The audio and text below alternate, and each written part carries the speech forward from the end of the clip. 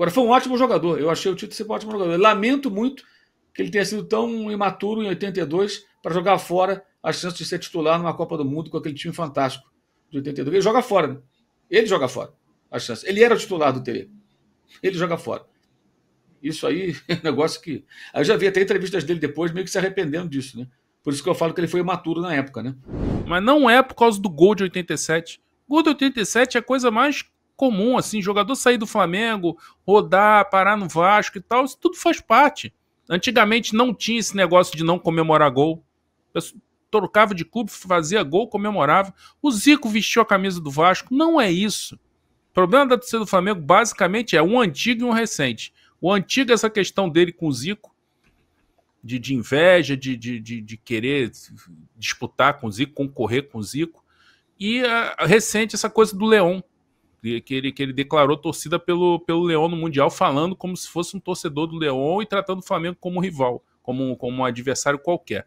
Isso aí, para mim, são as duas questões com o título. Ele teve jogado em 87, ter feito gol, faz parte do mercado da época. O jogador rodava mesmo. Isso era natural. Lei do ex. Por que existe a lei do ex? É tranquilo isso. O Pet é ídolo, jogou em Vasco Fluminense. Pô, não tem nada a ver. Isso aí faz parte. Pô, o cara é profissional, foi lá, jogou, fez gol, comemorou, tá tranquilo. O problema do Tito era esse negócio muito louco com o Zico e essa coisa recente agora com o Leão, que, porra, nada a ver ele fazer aquilo. Podia ter tido uma postura mais neutra. Pô, gosto muito do Flamengo, mas gosto muito do Leão também. Vai ser um grande jogo. Pô, vou ficar dividido, sabe? Podia fazer qualquer coisa assim, ou não falar nada. Mas a postura que ele teve foi muito feia. Ele foi criado no Flamengo, ele veio da base do Flamengo, né? Depois ele rodou, foi profissional, beleza. Mas ele foi criado no Flamengo e não podia falar do Flamengo como se fosse um time qualquer, pô. Isso aí é coisa de Marcelinho, né? O Tita perdeu um pênalti em 77. O Flamengo perdeu o título carioca para o Vasco ali. O Vasco ganhou o segundo turno, tinha vencido o primeiro. Ele tinha 17 anos, ele perdeu o último pênalti. O Flamengo tinha perdido no ano anterior a Taça Guanabara, com o Zico e Geraldo perdendo pênalti também. E ele foi super, digamos assim, protegido pelo clube, pela torcida. Ninguém execrou o garoto, tanto que ele pôde depois seguir, amadurecer. 77 até 81 foram 4 anos. E ele seguiu e foi um ótimo jogador do Flamengo, mas eu acho que o Tita depois, até alguns comentários, quando estava comentando o Campeonato Carioca, acho que várias vezes ele foi meio infeliz. Ele foi, pouco a pouco, destruindo o que havia de idolatria por ele, com relação ao torcedor do Flamengo. E esses episódios recentes, especialmente. Então, e o que houve, eu acompanhei, foi que uma torcida do Flamengo, que é a Urubuzada, né, que lançou esse projeto de fazer as bandeiras de todos os jogadores campeões do mundo. E aí tinha do Tita, o pessoal fazia doações e tudo para ajudar a comprar material para confeccionar as bandeiras. E aí muita gente na rede social começou a questionar o Tita. Eu falei, por que o Tita? Por que homenagem para ele e tal? Aí acabou que eles resolveram fazer essa mudança. Então houve uma rejeição coletiva, não foi pouca gente não. E eu acho que é um direito que o torcedor tem, de não identificá-lo como ídolo. O que ele falou, ele tem toda a razão. Está na história, ele foi campeão, isso não vai mudar nunca. Mas a idolatria, o respeito, o carinho, a vontade de homenagear, você tem ou não tem. E o torcedor do Flamengo não tem com relação a ele. Eu acho que essa é a responsabilidade só dele, escolhas dele, que é o direito dele. E ponto final, entendeu? Acho até que o Tita nem merece, sinceramente, que o rubro-negro perca muito tempo debatendo sobre ele, não. Honestamente. Assim, o contraponto disso, no mesmo time, você vai encontrar no Nunes. O Nunes é o contrário. O Nunes jogou no Botafogo, fez gol no Flamengo e tal, bababá, antes do Santa Cruz, no Fluminense. Mas o Nunes faz questão de ser Flamengo, de falar do Flamengo, de tal. Aquele jeitinho dele ali e tal, mas o Pet é a mesma coisa. Jogou dos outros, mas o Pet fala como rubro-negro. O André foi campeão brasileiro pelo Vasco. Todos eles. Como disse o André, os caras jogavam em outros clubes, faziam gol, faz parte, mas a maneira que você encaminha. Como, de repente, a gente pode pesquisar. O Edinho jogou no Flamengo, foi campeão brasileiro no Flamengo. Edinho é fluminense. Edinho é a cara do Fluminense. Jogou no Flamengo, ganhou no Flamengo. Mas ele é ídolo do Fluminense. Você olha para o Edinho e você vê o Fluminense. Edinho carregou o Fluminense nas costas. Em 80 foi campeão carioca, o time era Edinho. Sim. Ele foi um senhor jogador. É assim, é a vida. Agora o Tita não soube se manter essa idolatria, tampouco construiu uma idolatria com a torcida do Vasco, ou de outro clube, do Grêmio, onde ele jogou, né? Ficou uma coisa meio assim no limbo, mas enfim. Agora foi um ótimo jogador, eu achei o Tita ser um ótimo jogador. Eu lamento muito que ele tenha sido tão imaturo em 82 para jogar fora a chance de ser titular numa Copa do Mundo com aquele time fantástico de 82. Ele joga fora, né?